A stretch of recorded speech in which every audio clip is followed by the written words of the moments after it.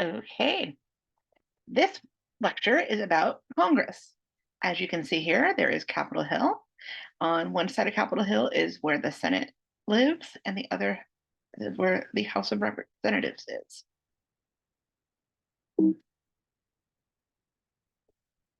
So, what is the role of Congress under the Constitution? Congress heads the legislative branch of government, which is comprised of the House of Representatives and the Senate. Their primary function is lawmaking. Congress, represents the views of constituents, me and you. They're of service to constituents in dealings with national government. They provide oversight of the actions of the president and his or her administration. They provide public education programs and set policy. And they provide institutional resolution of societal conflict. That's an interesting one. So if you have an issue, with the IRS, right, and you're trying to get a hold of somebody and you're struggling or you're trying to get veterans benefits, you can actually reach out to your congressman or your member of the House and they can assist you, right? They ideally are supposed to, represent us, but I do, implore you to recognize that Dianne Feinstein is our senator. And currently, right now, her daughter has power of attorney over her because she's incapacitated, but yet she still is in office. I encourage you to think about that. So, bicameralism. But remember back in the first lecture, we talked about how the Constitution is organized.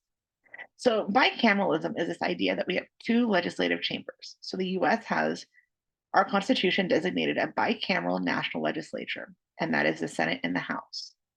Kind of interesting in a side note, but the Russian Duma also is bicameral.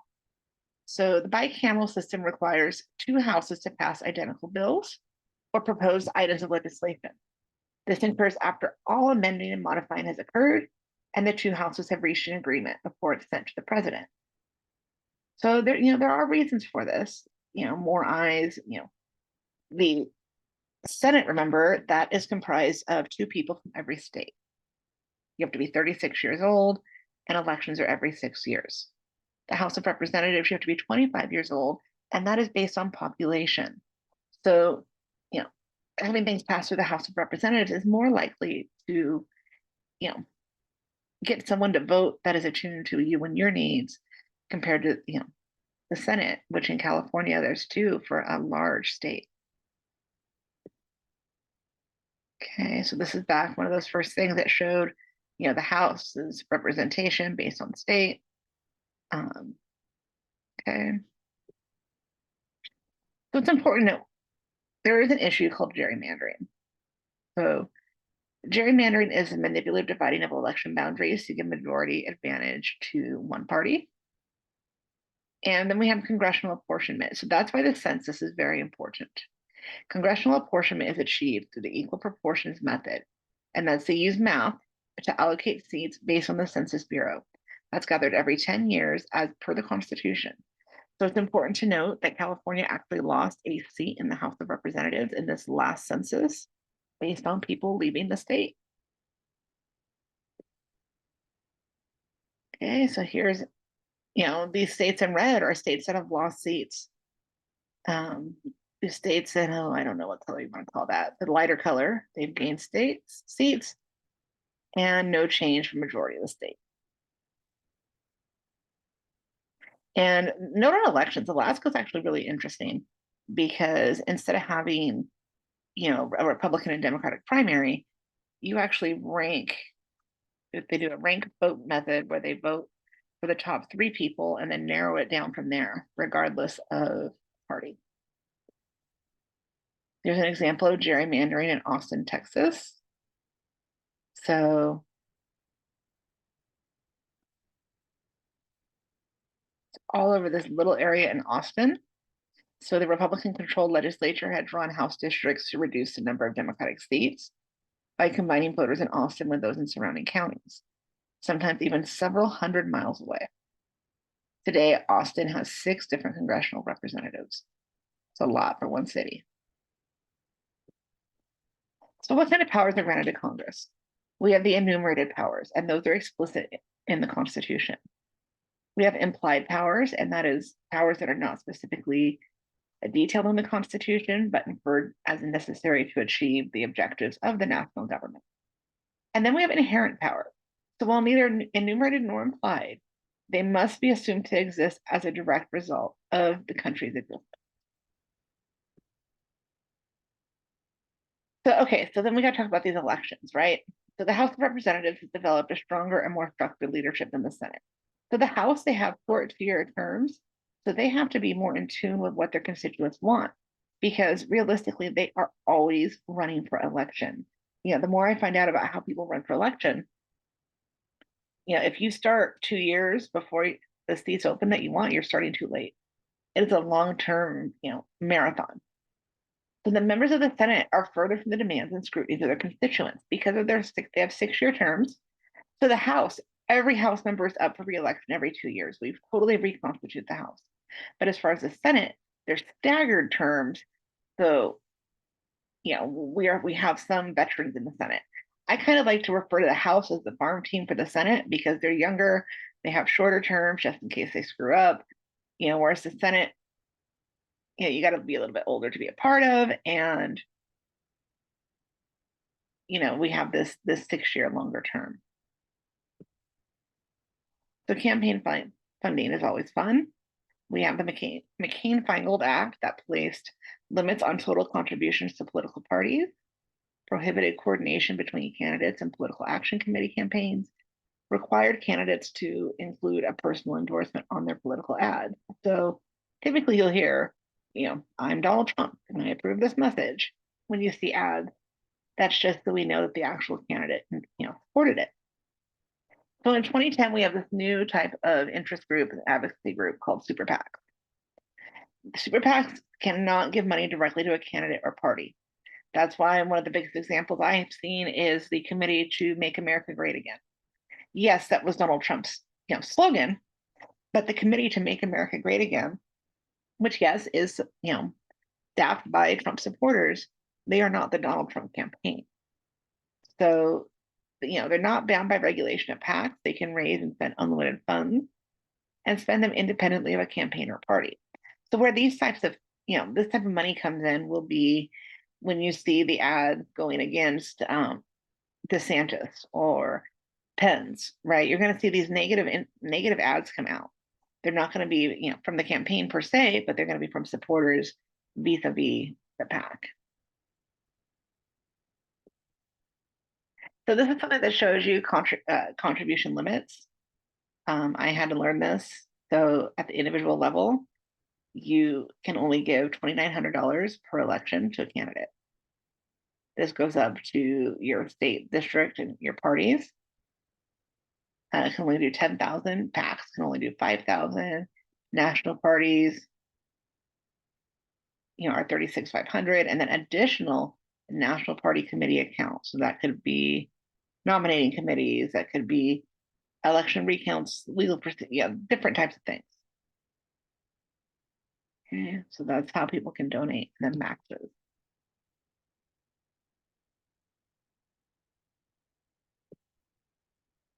So campaign finance regulations and loopholes are more easily navigated by incumbents in Congress and newcomers.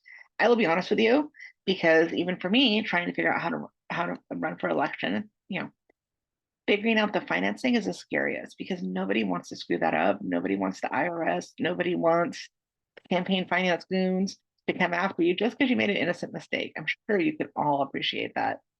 So the amount of money that incumbents raise against challengers demonstrate their advantage. These people, they know how to do it. They've done it once, they've been successful. I spoke to a lady who ran for the school board in Riverside. And even as for the Riverside school board race, she needed to raise $87,000 and she used every penny of it. So, the main incumbents win because they know how to deal with the money. That is why incumbents win. They attract more money because people want to give to a winner. So in these campaign classes, right, they tell you should be able to ask about everyone in your phone book for $1,000. Because if you can start and say, hey, I have, $20,000 in my campaign coffer, my AKA bank account, more people are likely to give you money. But if you're a startup and you're like, hey, no, that $10 is my first donation, people are going to want to, be careful, especially in today's economy with the way money works. So the nationalization of congressional elections. So of course, we always come up with issues about elections. Are they, are they safe? Are they ethical? So evidence suggests that there's national concerns that can function as powerful motivators at the polls. Congressional elections are going to be driven by national issues. When we think of, congressional elections nowadays, you know, we're going to be thinking about issues such as the border, such as the issues going on in Ukraine, right? Wars typically have the power to nationalize local elections. So do societal issues.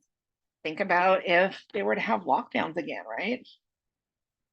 Some of these things are going to affect how people vote. So there's three models of congressional representation. The delegate model refers to a representative who sees him or herself as empowered to merely enact the wishes of and to make decisions on behalf of the constituent. I would encourage you to try and find a representative who does do that, who's that in tune with their community. There's the political model that describes a member of Congress who acts as either a trustee or delegate based on rational political calculations of what or the constituency or the nation is being best served. Okay, let's probably find someone to that. And then there's a descriptive model that refers to a representative who is rooted in his or her own racial, ethnic, socioeconomic, gender, and or sexual identity. Okay. And then, so that is representation. And there are two forms of representation in Congress. Descriptive representation that is rooted in the racial, ethnic, socioeconomic, gender, and sexual identity of the representatives themselves, or collective representation, and that describes the relationship between Congress and the US as a whole. It considers whether the institution itself represents the American people and not just a particular member of Congress in their district. So, to the extent that Congress as a body represents the entire population, it is far more difficult for Congress to maintain a level of collective representation than it is for the individual members of Congress to represent their own constituents. Congress is a mixture of different ideologies, interests, and party affiliations, but the collective constituency of the US is even greater. So if we look at Congress, right, there's still not a lot of women.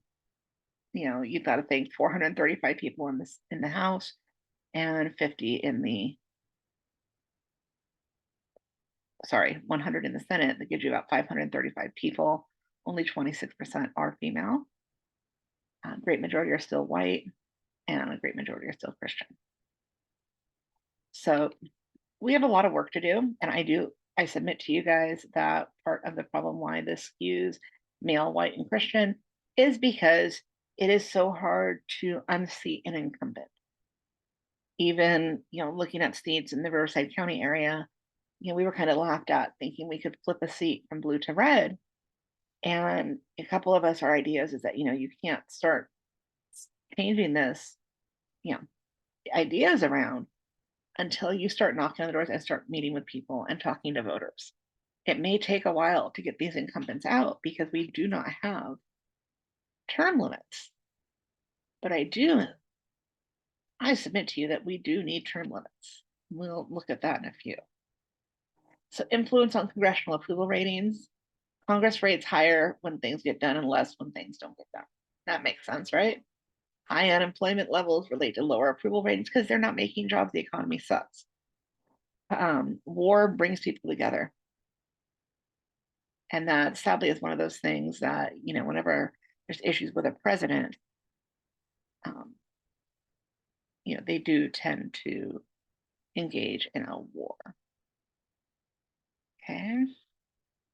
The division of labor in the Congress. So for the House, so the Speaker of the House is the most important leadership position.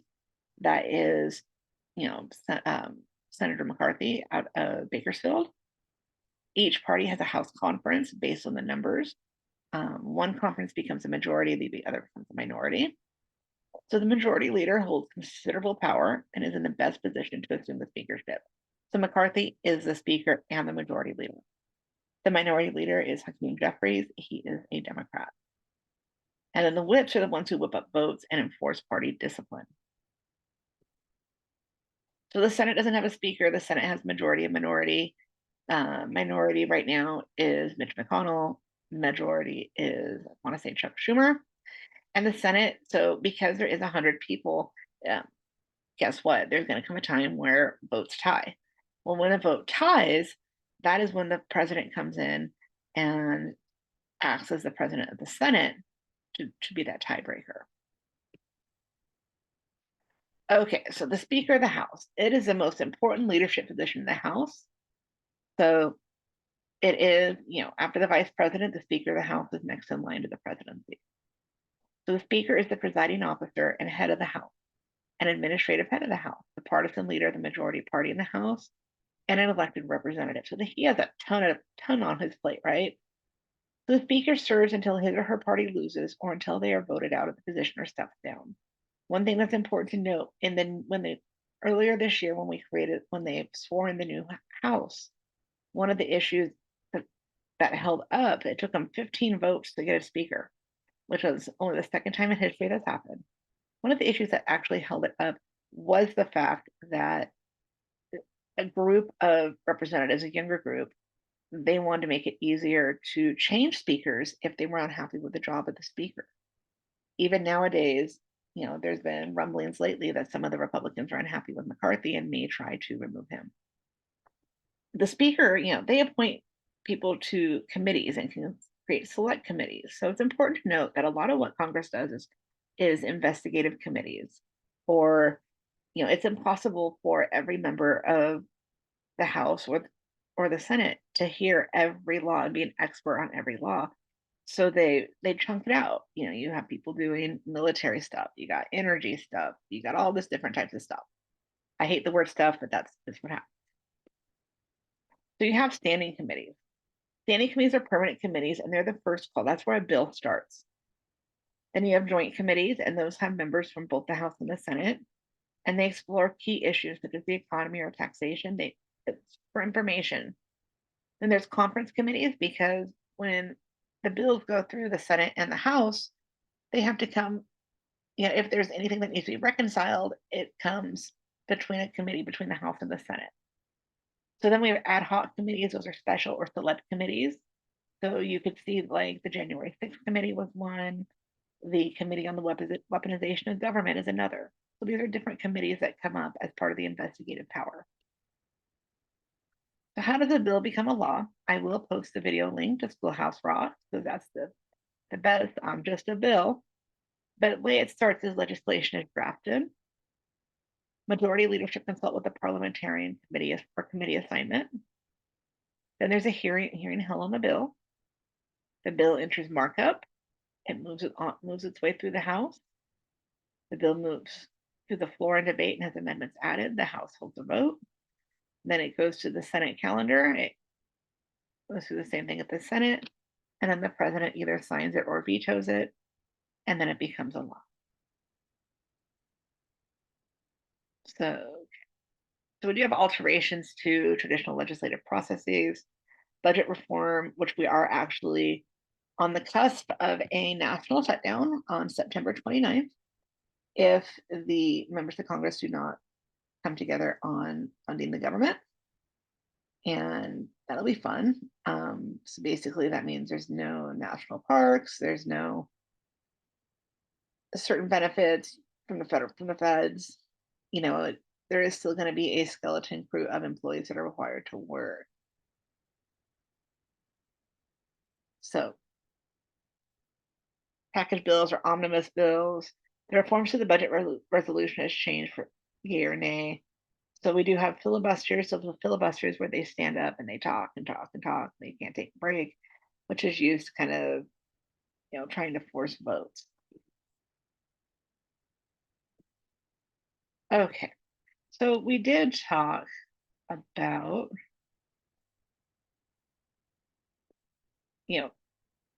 we did talk about whether or not there needs to be term limits and age limits. So I do want you guys to see this video of Mitch McConnell. He is the current majority leader in the Senate. What am I talking about? What? Running for re-election. Oh, 6.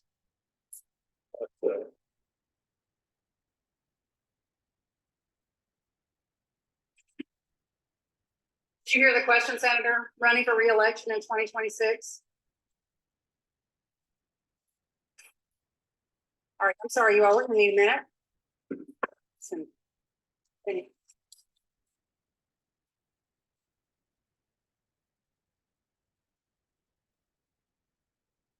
Then we have Dianne Feinstein.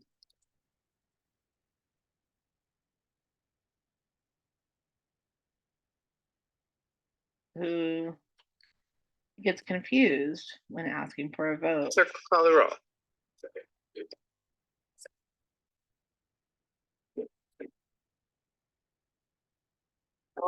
Say aye. Pardon me? Aye. Yeah. Just say I would like to support a yes vote on this. It provides 823 billion. That's an increase of 26 billion for the Department of Defense.